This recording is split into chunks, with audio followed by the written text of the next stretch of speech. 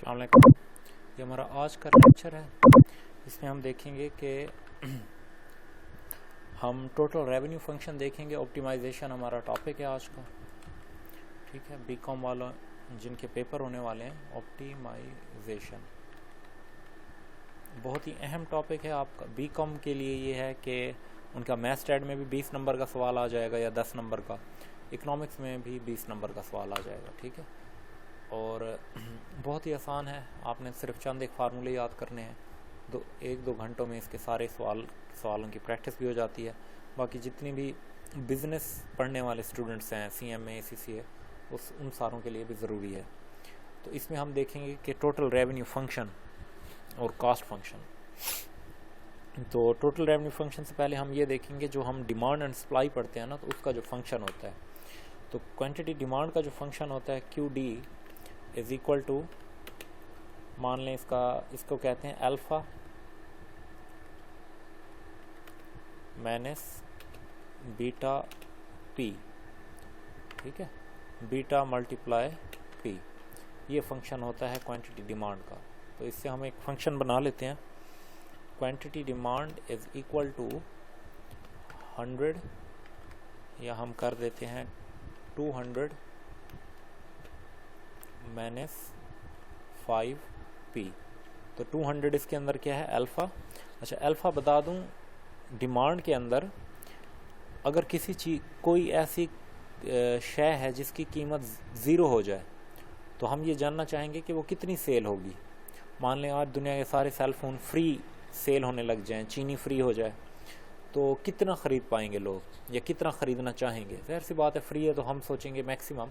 तो इस डिमांड के अंदर ये जो 200 है ना, इसका मतलब है अगर प्राइस 0 हो जाए तो 200 की क्वांटिटी सेल होगी, लोगों की डिमांड 200 होगी। ठीक है, अब जैसे जैसे आप प्राइस बढ़ाते जाते हैं, तो हम अगर इसको टेबल बना लें, क्वांटिटी एक साइड पे रख लें, एक साइड पे प्राइस रख लें, और यहाँ पर हम रख लें अल्फ़ा और यहाँ बीटा। तो आप देखें अल्फ़ा आपका सेम है, ठीक है, और बीटा है आपका -5। तो ये आपका सेम हो जाएगा।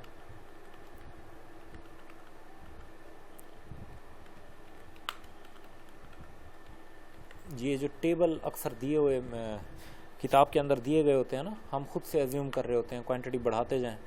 ठीक है, तो उस हिसाब से हमारी सेल या प्राइस बढ़ाते जाएं तो क्वांटिटी बढ़ती जाएगी। यहाँ बल्कि हम P लिखते हैं और यहाँ लिखते हैं Q। तो प्राइस के होने से हमें अंदाज़ा होता रहेगा कि क्या है।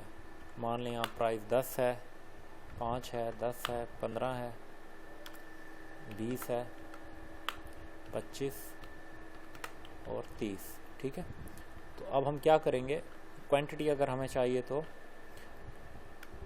हमारा फार्मूला है प्राइस मल्टीप्लाई बीटा, ब्रैकेट बंद, और प्लस करते हैं ये 200 के साथ। अब बीटा क्योंकि माइनस में है तो इसलिए हम प्लस करेंगे।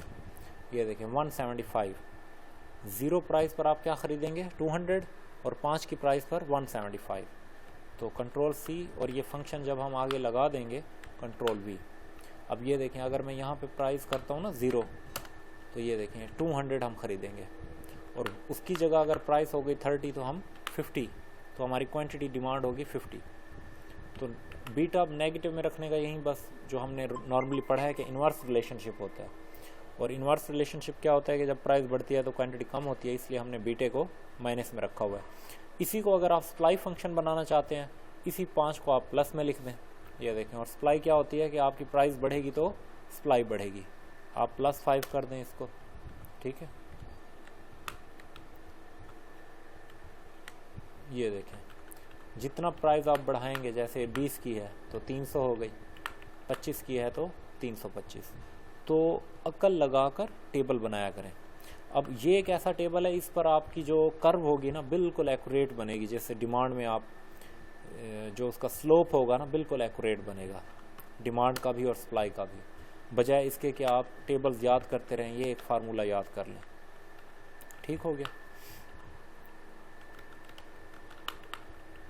आगे देखें। अब हम क्वांटिटी डिमांड को रेवेन्यू में देखेंगे कि इससे हम रेवेन्यू कैसे क्रिएट कर सकते हैं।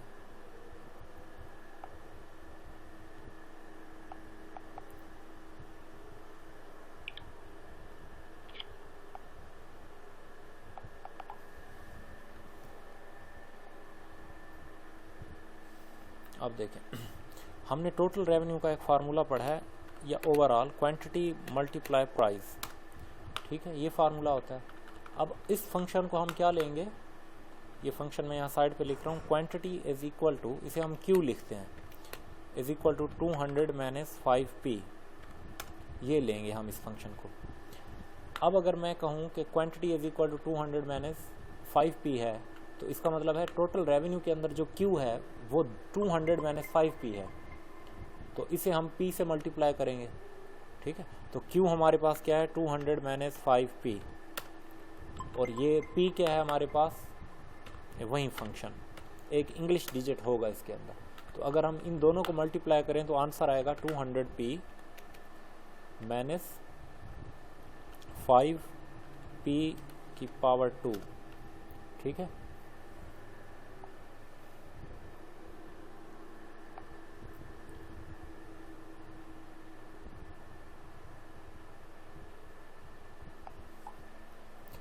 तो ये अब हमारा क्या बन गया, टोटल रेवेन्यू फंक्शन, ठीक है, टोटल रेवेन्यू फंक्शन बन गया। अगर आप वैसे भी इकोनॉमिक्स के अंदर सवाल देखेंगे तो इसी तरह इसी फॉर्म में फंक्शन होगा। अब आप देखें ये फंक्शन जो बना है, या इसके अंदर जो इंग्लिश डिजिट है वो p है, मतलब प्राइस जो है प्राइस के सेंस पे बना है। अब अगर हम इसे क्वांटिटी में बनाना चाहे तो हम क्या करेंगे, इस फंक्शन को कन्वर्ट करेंगे p में। मान लें ये मैथमेटिकल जो आपने पढ़ी हैं इक्वेशन के इस तरफ ले आएँ, इस तरफ ले आएंगे तो यहाँ माइनस 5p हो जाएगा, is equal to 200 minus q हो जाएगा।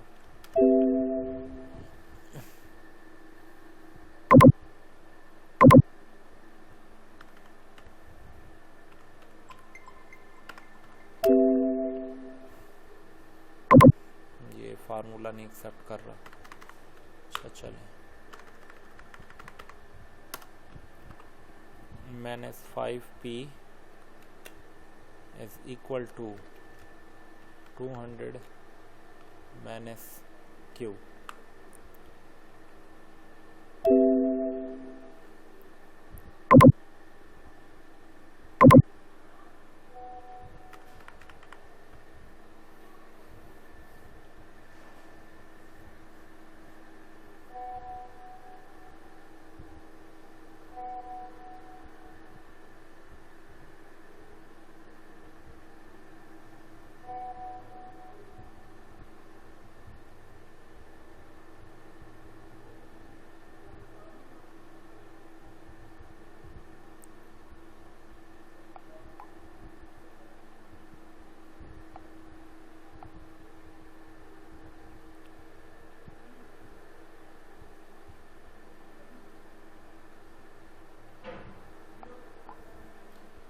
चलिए देख लेते हैं, minus 5p is equal to 200 minus q, ठीक है। अभी भी नहीं दे रहा ये फंक्शन में, चले बहरहाल पता लग गया होगा, तो हम इसको ऐसे ही सॉल्व कर लेते हैं।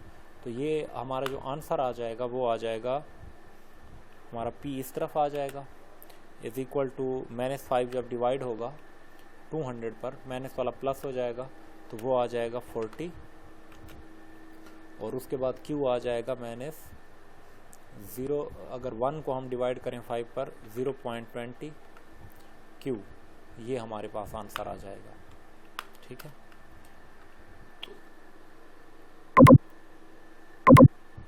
सेम उसी तरह अगर p की ये वैल्यू है तो फिर q की क्या वैल्यू होगी, मतलब p की वैल्यू वो कह रहा है 40 माइनस 0.20 q।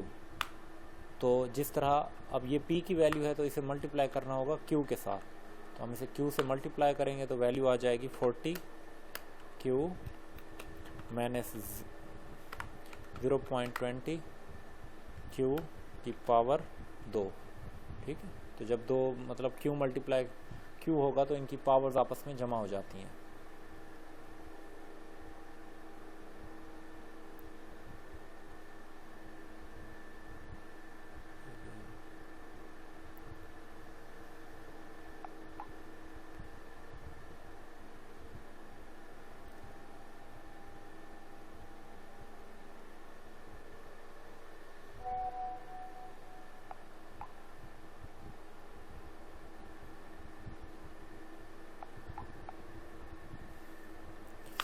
अब ये दोनों टोटल रेवेन्यू फंक्शन है, एक पी की फॉर्म में और एक क्यू की फॉर्म में।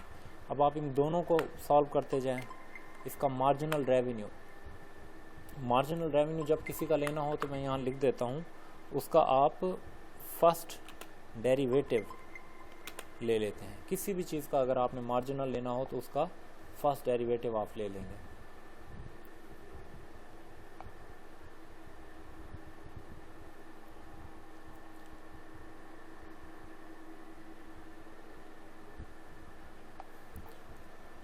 अब देखें, अब ये क्या होगा, अब इसका क्या तरीकाकार है डेरिवेटिव लेने का। हम जो बेस होता है ना उसको पावर से मल्टीप्लाई करते हैं और फिर पावर में से एक माइनस कर देते हैं। तो 200p को 200 के ऊपर p की जो पावर है वो 1 है, तो 200 मल्टीप्लाई 1 200 और माइनस कर देंगे 5 मल्टीप्लाई 2 10 और p क्योंकि 2 थे अब 1 रह गया है तो ये 1p। तो ये हमारी मार्जिनल रेवेन्यू है। सेम उसी तरह क्यू का फंक्शन देखेंगे तो 40 माइनस 0.40 मल्टीप्लाई होगा ना 2 से 0.20 क्यू, दोनों में अगर मार्जिनल रेवेन्यू। अब अगर वो हमसे पूछता है एवरेज रेवेन्यू, तो एवरेज रेवेन्यू इस फंक्शन में निकलती है क्यू वाले में, इसलिए मैंने दोनों फंक्शन आपके सामने लिख दिए हैं।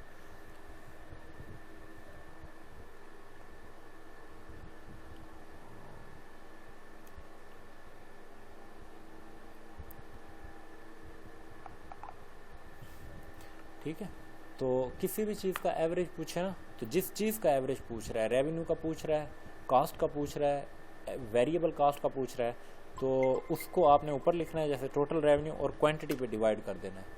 अब क्यू का साइन सिर्फ इसके पास है तो सिर्फ आप इसी को ही, ये इसके पास, ये टोटल रेवेन्यू के पास, तो आप इसको जब क्वांटिटी पे डिवाइड करेंगे इनका एक एक क्यू आप ख़त्म कर देंगे, ये सिर्फ 40 रह जाएगा और माइनस उसके पास 2 क्यू हैं तो 0.20 एक क्यू रह जाएगा। ये इसकी एवरेज है। ठीक है, तो ये आपका नन आ जाएगा। ये टोटल रेवेन्यू और एवरेज रेवेन्यू है। अगर आपसे पूछे कि मैक्सिमम रेवेन्यू हमें किस क्वांटिटी पर होगी, अगर प्राइस का पूछे तो प्राइस का फंक्शन ले लें। ठीक है, तो मार्जिनल रेवेन्यू को इक्वल टू 0 करके देखें। अब मार्जिनल रेवेन्यू क्या है, 200 माइनस 10p, इसको इक्वल टू 0 करके देखें। ठीक है, तो क्या हो जाएगा, 200 इधर आ जाएगा और माइनस 10 वो माइनस का हो जाएगा, यानी नॉर्मली हम कहें तो p is equal to 200 divided by 10। ठीक है, तो 200 को 10 पे डिवाइड करेंगे तो p इज इक्वल टू 20 आ जाएगा। तो ये हमारी प्राइस है। और सेम उसी तरह अगर क्वांटिटी का पूछ ले तो क्वांटिटी का ये मार्जिनल है, तो इसमें भी आपका 40 इस तरफ आ जाएगा और minus 0.40 q is equal to 40 minus 40। अब ये माइनस का हो जाएगा, फिर से वही मसला। ठीक है, चलें इसे ख़त्म करते हैं। तो आपका क्या हो जाएगा, यहाँ q is equal to 40 minus 40 divide कर देंगे माइनस 0.4, तो आपकी क्वांटिटी आ जाएगी इज इक्वल टू 10। 40 को अगर हम 0.4 पे डिवाइड करें 100 आ जाएगी। ठीक है, क्या कर ही लेते हैं फार्मूले से ना, 40 डिवाइड बाई 0.4, तो ये देखें 100 आ जाएगी। इसका मतलब है 100 की क्वांटिटी हम सेल करेंगे और 20 की प्राइस से सेल करेंगे। और यहाँ हम देखते हैं कि क्या ऐसा था, अगर आप इस लाइन को देखें, हाँ ये देखें 100 की क्वांटिटी 20 की प्राइस से। और अगर आप यहाँ टोटल रेवेन्यू का भी बनाना चाह रहे हैं तो रेवेन्यू क्या होता है, ये क्वांटिटी मल्टीप्लाई बाई प्राइस। ठीक है, कंट्रोल C। और अब देखते हैं रेवेन्यू कहाँ ज़्यादा है। तो आप देख सकते हैं कि 20 की प्राइस पर रेवेन्यू कितनी है, 2000 है। ठीक है, अब आप प्राइस को कम भी कर सकते हैं 15 पर, तब भी देखें 1875 है, और ज़्यादा भी कर सकते हैं 25 पे, तब भी 1875 है। इसका मतलब ये एक ऐसा मिड पॉइंट है जिस पर रेवेन्यू क्या है, मैक्सिमम है। ठीक है, तो अगर आपने ये प्राइस निकाली हुई थी ना यहाँ पे, जैसे मान लें यहाँ पर हमने प्राइस निकाली हुई थी 200 डिवाइडेड बाई 10, ठीक है, तब भी क्वांटिटी फाइंड हो सकती थी अगर आप इस फंक्शन के अंदर, ये जो टोटल रेवेन्यू का फंक्शन है, इसके अंदर P की वैल्यू को पुट कर देते। तो देखें सिंपल सा था, ये 200P यानी 200 से मल्टीप्लाई होता, 20 मल्टीप्लाई 200, तो ये वैल्यू आती। उसके बाद है माइनस T स्केयर, यानी आपने ये P हो गया, इसका लेना था स्केयर, ठीक है, और उसे मल्टीप्लाई करना था -5 से, ये 2000। तो ये देखें, ये 4000 माइनस तो नहीं होगा, प्लस करते हैं, ये देखें, ये आपकी रेवेन्यू हो जानी थी, ठीक है। और इसी से ही आप क्वांटिटी अगर फाइंड करना चाहते तो 2000 रेवेन्यू है और प्राइस कितना है 20, तो ये देखें, ये क्वांटिटी आ गई, ये आपकी टोटल रेवेन्यू आ गई, ये आपकी प्राइस आ गई। तो ये ऐसे कनेक्टेड हैं एक दूसरे से। अक्सर बच्चा एक टॉपिक पढ़ता है, दूसरा भूल जाता है, फिर डिमांड पढ़ा, फिर दो तीन टॉपिक पढ़े, फिर अब टीचर को भी मतलब बताना चाहिए कि बच्चे नहीं कनेक्टेड हैं ये चीज़ें। अभी तो ये एक सवाल आता है कि इलास्टिसिटी ऑफ डिमांड का टोटल रेवेन्यू या मार्जिनल रेवेन्यू से क्या ताल्लुक़ है। उसका जवाब ये है कि इलास्टिसिटी ऑफ डिमांड जहाँ -1 होगी, वहाँ पर आपकी टोटल रेवेन्यू मैक्सिमम होगी और आपकी मार्जिनल रेवेन्यू 0 होगी, अप्रोक्सीमेटली। प्रॉपर भी हो सकता है, अब ये इसमें प्रॉपर भी हो सकता था, ठीक है। अब देखें यहाँ पर, अब अगर इलास्टिसिटी अगर हम निकालें तो इलास्टिसिटी क्या निकलेगी, -1 निकलेगी, जहाँ मैक्सिमम रेवेन्यू है 2000, ठीक है। तो ये हमारा आज का लेक्चर था, उम्मीद है आपको समझ आई होगी।